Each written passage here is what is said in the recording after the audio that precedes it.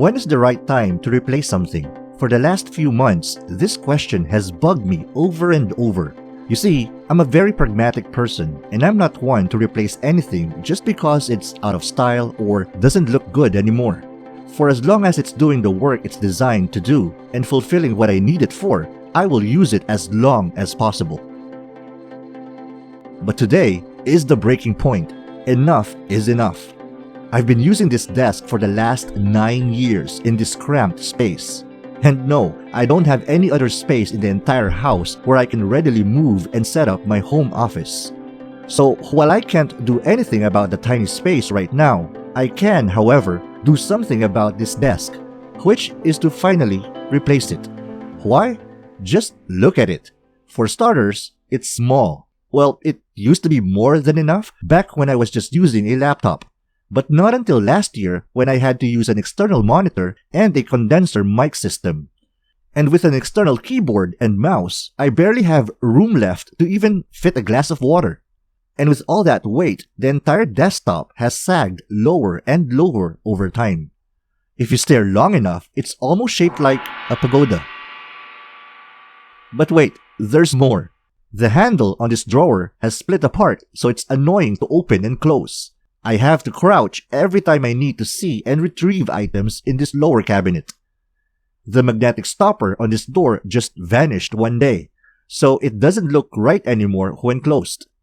The point is, there's simply too many issues to solve that I'm better off replacing the entire desk with a much better design and one that doesn't break the bank. Does all of this sound similar to your situation? If so, watch till the end of this video to learn where I found a replacement, how much I got it for, how I assembled everything, and most importantly, why I chose a specific design for my needs. Are you ready? Let's go.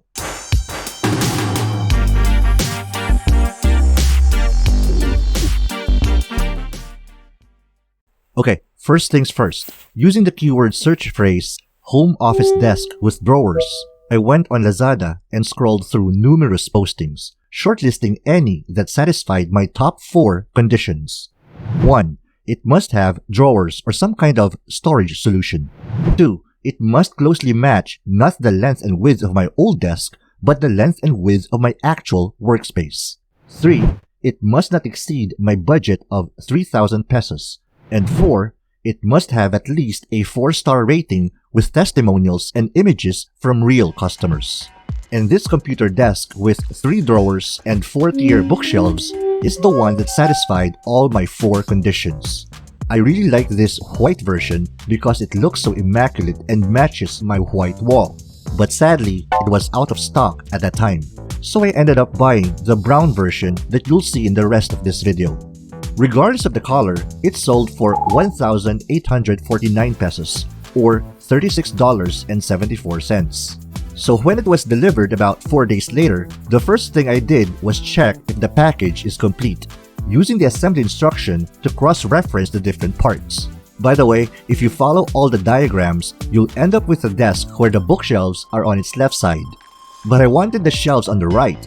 Now, the seller assured me it can be done with some minor workaround, but did not explain exactly how. So that's what I'm gonna attempt in this video, and then some. Okay, about half of these MDFs or medium density fiber boards have unique numbers on their side, like this number 9 on this one, which can be cross-referenced with the diagrams. However, the other half has none. No numbers, no labels, nothing. So after losing so much time figuring out which was which, I found it was easier to just group pieces with the same size and shape into separate piles. Steps 1 and 2 were all about assembling the 3 drawers. But there were a ton of tiny parts involved and could get pretty overwhelming. So this time, I systematically arranged all the pieces needed to assemble each drawer in a separate space. This also included all the needed screws, locks, bolts, and handles that were all mixed together in a single plastic bag. Doesn't that look more manageable now? Then it becomes just a matter of assembling a drawer one after the other. For this first one, I'm gonna speed up the video until we get to the final product, just so you have an idea what the end result will look like. This way, When I get to more details, it will be easier for you to follow along.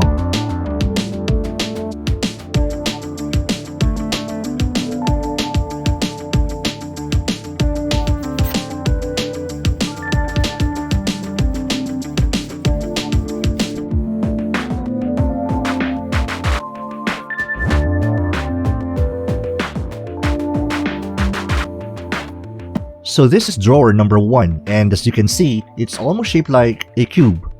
Although made of MDF, it does feel sturdy enough, and I'm planning to use one of these as storage for my headset. Finally, my headset gets to have its own house. Okay, so we'll move on to assembling drawer number 2, but a little bit slower this time because I wanted to cover a few details that will be critical if you ever find yourself in a situation where you are assembling something very similar to this type of desk. This is a cam lock and nut, which is a common fastening pair that comes with flat-packed furniture, such as this desk we're assembling today. Basically, the screw part is attached to one panel, and the nut or lock part is inserted in a pre-drilled hole of another panel. When the screw head is past the claw-like shape of the nut, you turn the nut clockwise, thereby latching the two pieces together. This method allows you to join two panels perpendicularly or at a 90-degree angle. Now, turning the nut counterclockwise unhinges the two pieces apart, like so. So let me show you exactly how it's done. This is the front panel of the drawer, and we drive in the cam locks or cam screws into the designated spots. The side panels will have a hole at the edge where the screw head will fit through, like so.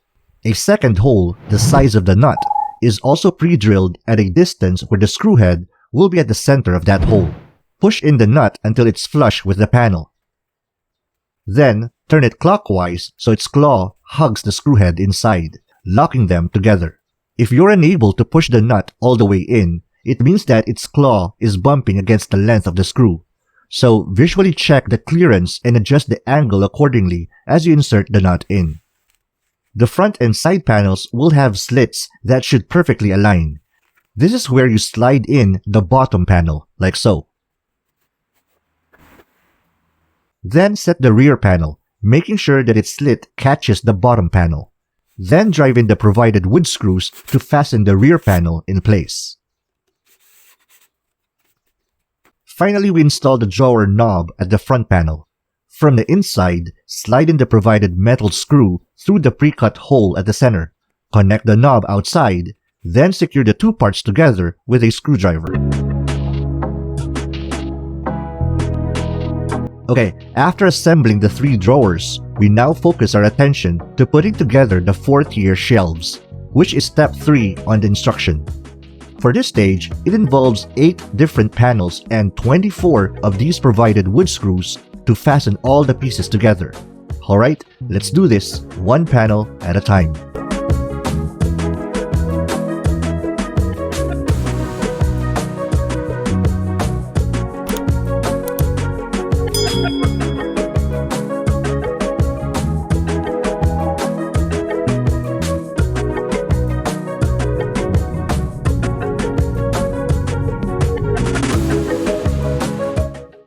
So this is our bookshelf section, which is almost completed.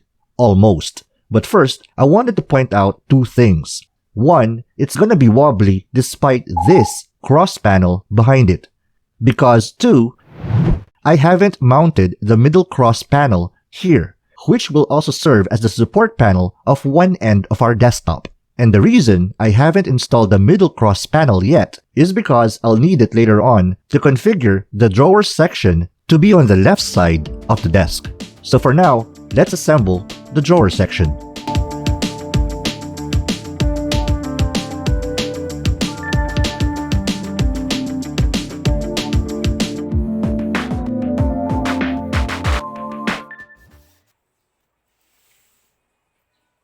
Okay, this entire shelf section can be positioned on the left or right side of the desk with no problem.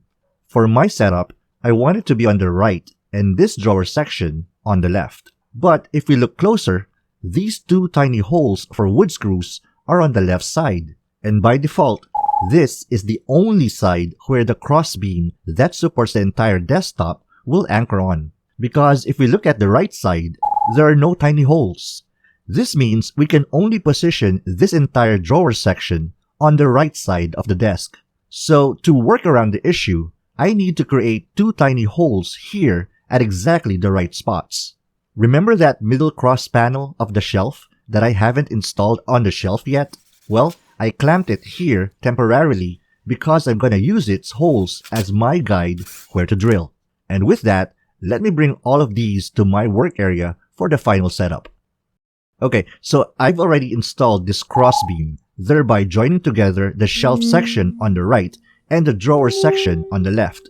By the way, this is where we drilled the 2 tiny holes earlier, now occupied by wood screws that hold the left side of the crossbeam. So let me just drive in the cam screws underneath the desktop. Flip it over and place on top of the structure, aligning the cam screws to fall into their designated holes. Uh-oh, it appears that the desktop is about an inch too long on the left side, that it's banging on the iron grills. And I no longer have any wiggle room to slide the base assembly to the right because it's already against the wall. This makes it impossible to drop the cam screws into their respective holes. Wait, I have an idea.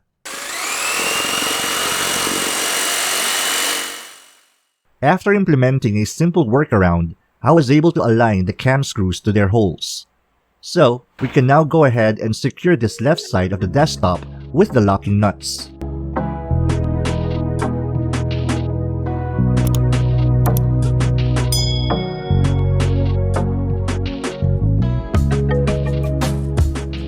The right side of the desktop will be held down by wood screws only. I will show that later. In the meantime, what was the workaround, you might ask?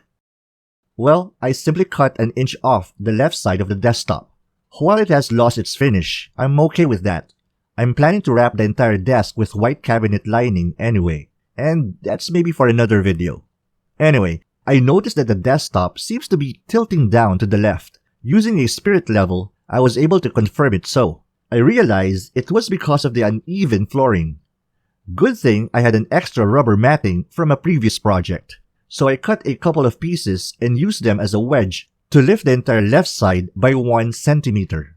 Now that the desktop is leveled, it's now time to lock in the right side with wood screws. Okay, we are almost done. It's just a matter of mounting these metal dowels.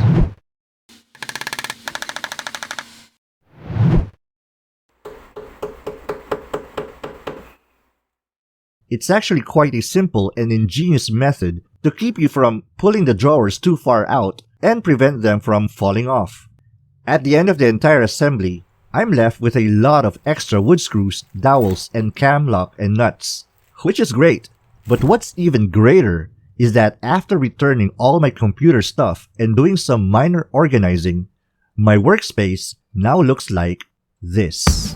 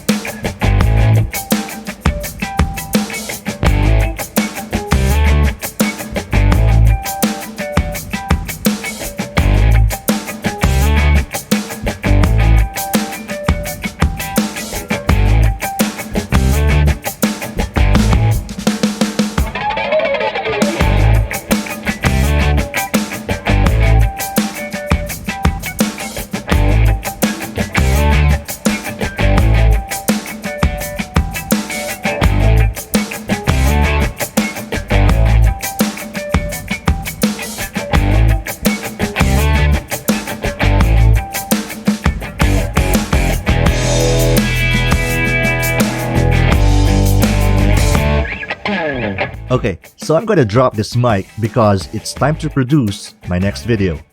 Thanks for watching.